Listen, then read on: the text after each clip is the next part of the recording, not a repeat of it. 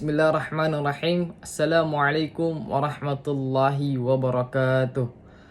Perkenalkan, nama saya Muhammad Abror Haq Salam. Saya dari program studi komunikasi penyiaran Islam semester 1 dengan NIM 0101233144. Pada kesempatan kali ini saya akan mempresentasikan video pembelajaran tentang memperkenalkan hadis Nabi Shallallahu Alaihi Wasallam. Pada bab 1 menerangkan tentang terminologi hadis. Secara terminologi, hadis merupakan bentuk masdar yang berarti komunikasi, cerita, percakapan baik dalam konteks agama maupun duniawi, atau dalam konteks sejarah, peristiwa, dan kejadian aktual. Penggunaan dalam bentuk kata sifat adjektif mengandung arti terbagi menjadi 3, yaitu yang pertama al-jadid, yaitu sesuatu yang baru. Kemudian yang kedua al-khabar, yaitu berita ataupun yang diucapkan atau dipindahkan dari seseorang ke orang lainnya, dan ini akan berkesinambungan terus. Dan hal ini sering sekali kita dengar dengan istilah bersanad. Kemudian yang ketiga yaitu al-qarib, yaitu sesuatu yang dekat. Menurut MM Azami, penggunaan kata hadis dari sudut kebahasaan dalam Al-Quran antara lain: yang pertama, komunikasi religius, pesan atau Al-Quran sebagaimana terdapat dalam Quran surah Al-Zumar ayat 23. Kemudian yang kedua, cerita duniawi atau kejadian alam pada umumnya sebagaimana terdapat dalam Quran surah Al-An'am ayat 68.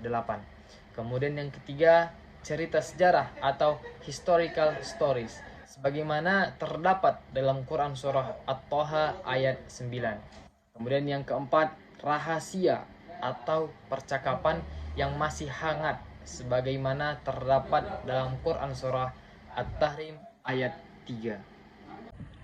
Secara terminologi, ahli hadis, ahli usul fiqih berbeda pendapat dalam memberikan pengertian hadis ini. Di kalangan ahli hadis sendiri ada beberapa definisi yang berbeda. Ada yang mendefinisikan hadis adalah yang artinya segala perkataan Nabi Shallallahu Alaihi Wasallam, perbuatan dan al-hiwalnya. Kemudian yang kedua, sunnah. Secara etimologi merupakan jalan yang lurus dan berkesinambungan, baik maupun yang buruk. Sebagaimana yang dilihat dari perkataan Rasulullah Sallallahu Alaihi Wasallam yang artinya, barang siapa yang merintis suatu jalan yang baik, maka ia akan memperoleh pahalanya dan juga pahala orang yang mengamalkan sesudahnya. Tidak mengurangi yang demikian akan pahala mereka sedikit pun. Dan siapa yang merintis jalan yang buruk, maka ia juga akan menerima dosanya dan dosa orang yang melakukannya.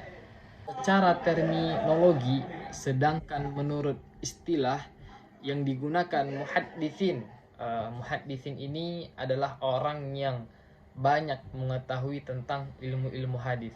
Jadi menurut mereka ini, muhadditsin ini, sunnah adalah segala sesuatu yang dikaitkan dengan Nabi Shallallahu Alaihi Wasallam, baik berbentuk perkataan, perbuatan, takrir, bentuk fisik moral maupun perjalanan hidup, baik dilakukan sebelum diangkat menjadi seorang nabi maupun sesudah menjadi seorang rasul. Yang ketiga, khabar.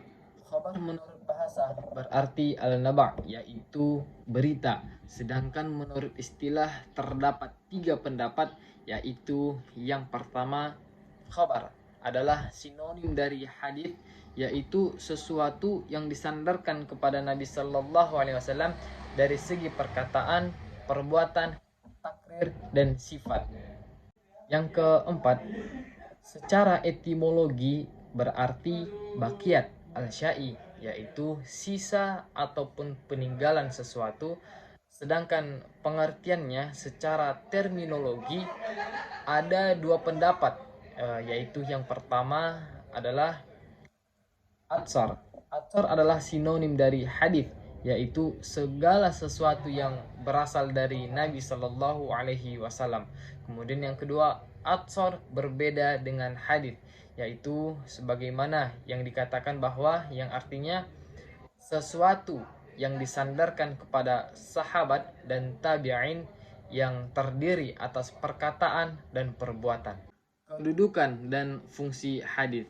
Dari segala keberadaannya sebagai wahyu dan sumber syariah yang wajib diamalkan isinya, sunnah sejajar dengan Al-Quran, dan dari segi tingkatannya ia berada berdampingan dengan Al-Quran karena ia berfungsi menjelaskan. Sekian dari saya pada kesempatan video pembelajaran kali ini. Apabila ada kekurangan dan ketidaksempurnaan, saya meminta maaf dan saya akan berusaha agar kedepannya lebih baik lagi. Mungkin hanya ini yang dapat saya sampaikan. Wallahu muwaffiq ila aqwamit thariq. Akhirul kalam. Assalamualaikum warahmatullahi wabarakatuh.